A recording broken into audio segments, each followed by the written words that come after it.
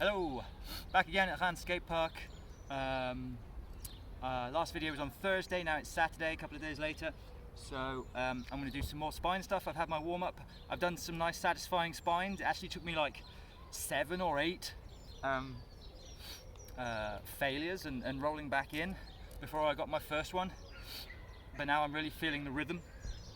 One thing that I've noticed when dropping in to half pipes is that the closer your feet are together, the better the pump you get. So normally when I drop in, my feet are quite apart because I step in with my left foot first. But the more I try and keep my left foot back with my right foot, the more powerful the pump is.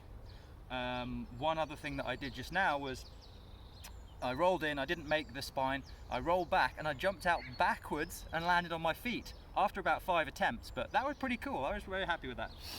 Right, so we're going to continue spine training because I'm clearly not done with the spine, and I need to move on to next steps, which is trying to jump on top of it and trying to jump a little bit over it so I land on the other coping on the other side. So yeah, we need to work on that.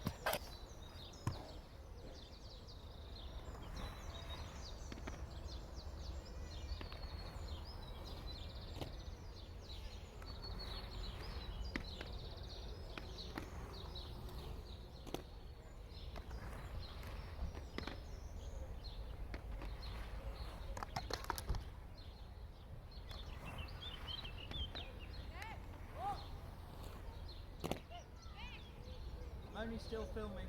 I feel like I've got this down. Obviously I need to do the progressions, but mostly I'm filming because I really wanted to catch myself jumping out backwards and landing on my feet, but I haven't managed to do it on film yet.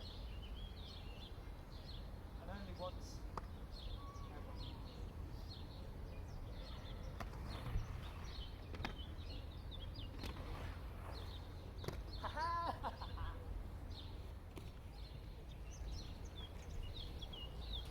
Okay, so that involved pumping as hard as I could on the backwards down, pumping as hard as I could on the backwards up, and then just tucking my feet into my chest a little bit. I'm still not exactly sure how I did it, but it's really fun when you get it.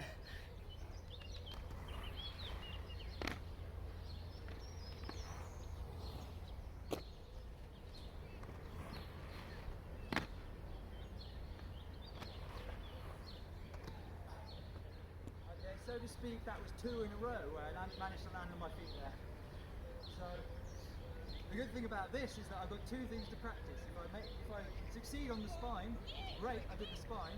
If I fail on the spine, then I get to practice my backwards exit, I suppose.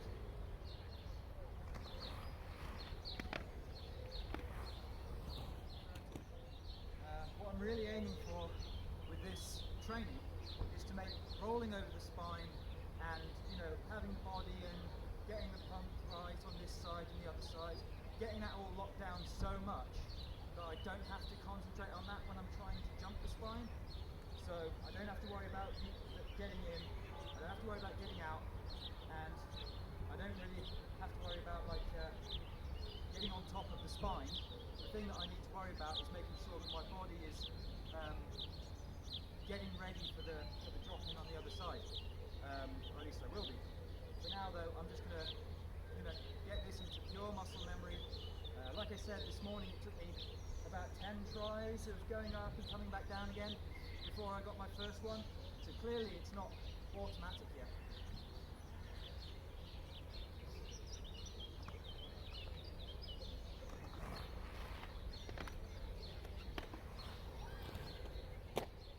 So another thing that I might try to incorporate is there's quite a lot of space on that pipe for me to try to do some airs, so I could move a little bit further left on the pipe here, go over the spine and then try to do an air on the other side. So that's 3 things that I can practice, well 4 things, because if I don't make it, I can either stall 180 and come back out, or I can fakie in and try to jump back out, so that's 2 things. If I do make it, that's 1 thing, because I did the spine. And then another thing is, if I make it, I can try for an air. Now,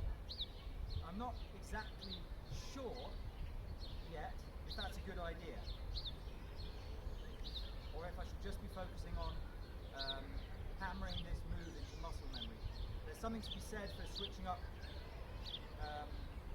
the moves that you do. So you know, it's like it's better to do 5 spines and then 5 airs and then 5, I don't know, stalls than it is to do spine, spine, spine, spine 15 times and then air 15 times.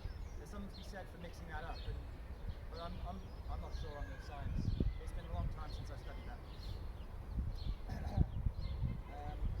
For now, I'm not going to get crazy. I'm just going to keep on working on the spine. I don't think the camera is really covering that part of the height either. Maybe if I move it over here, we can get a better angle. Okay, I've moved the camera. Hopefully we can see a little bit further right on this one without obstructing my entry. It's not as symmetrical and perfect as the other camera angle, but maybe it'll help me look at my exits, or if I do try to do an air, then it'll let me capture that.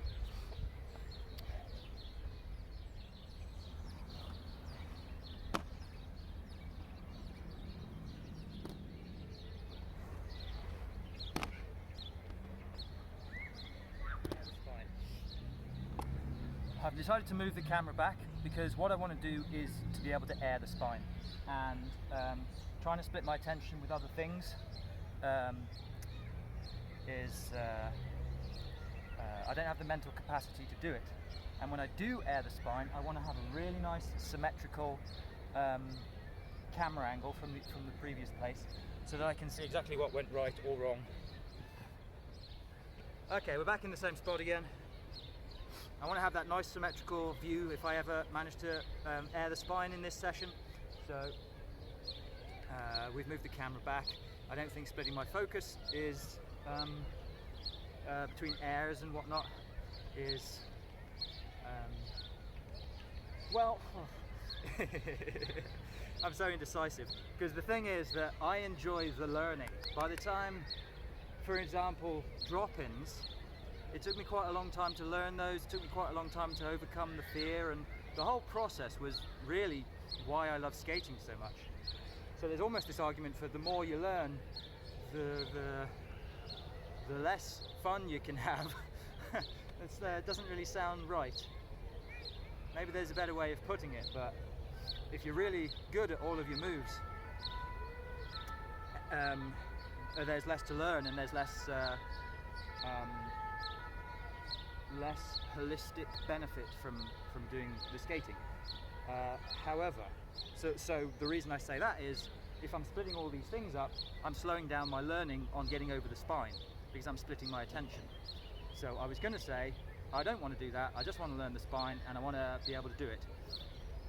But actually, it really doesn't matter how fast or how slow or whatever, and I'm here to learn and to have fun. So I'm going to continue working on the spine. If I do manage to catch an air on that side, I'll switch the camera angle again. For now, I don't really think I've got the mental capacity to do the spine and then do an air afterwards. So at least coming backwards out of the thing is quite automatic if I don't make it over. So yeah, we're going to continue.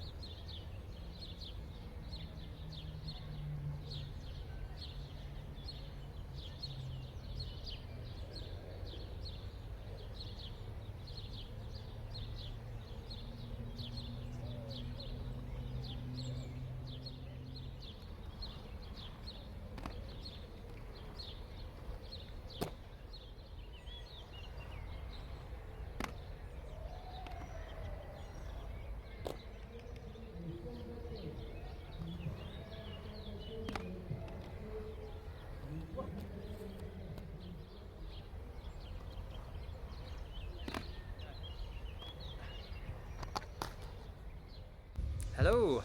I came down to the trampoline park to sort of mix up the video. I want to try some flips. I think it'd be really cool to do a backflip on the half pipe. So back in the day I used to do a little bit of like totally amateur, not instruction, no coaches or anything, trampoline stuff, and I could do backflips then. So that was a good 10, 15 years ago, but I feel like I've still got it, so I'm going to have a go today.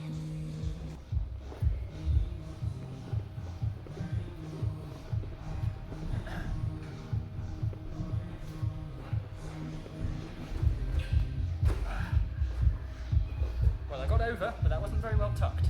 So I need to work on really getting my legs in, because there's a lot of,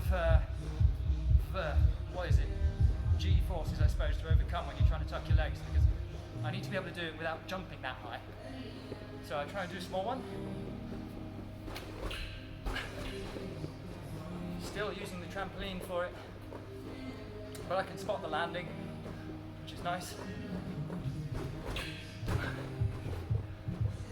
Not really tucking, I don't know. Still a really big one. Whew, that was late.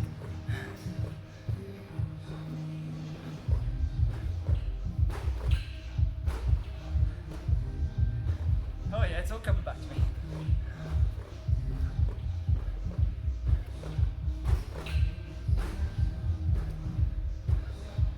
And it's nice to land in that sort of scissor position,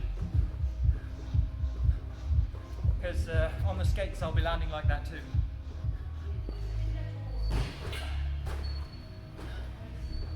The only thing you need for backflips is commitment.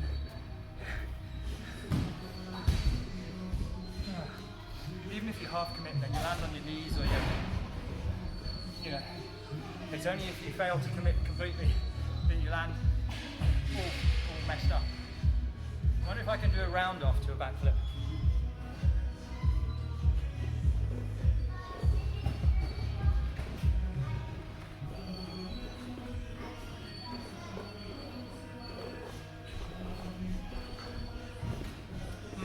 The angle doesn't look good. So maybe if I aim over here a little. That's straight. Okay, so visualize. Gotta imagine it in my brain.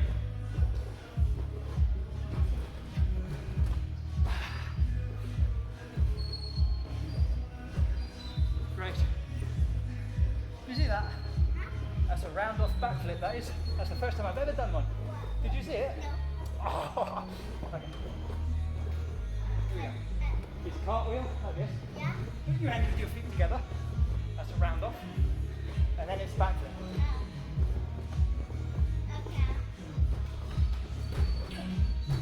Like that.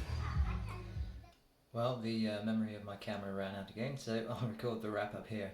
Had a really good time at the skate park. That was actually yesterday. Getting really comfortable going over the spine. By the end of the session it really felt like really natural and very easy. And also managed to do a couple of, actually several jumps out backwards, exit jump, fakey exits, fakey bowl exits I suppose you'd call them, which is so much fun and make you feel really cool.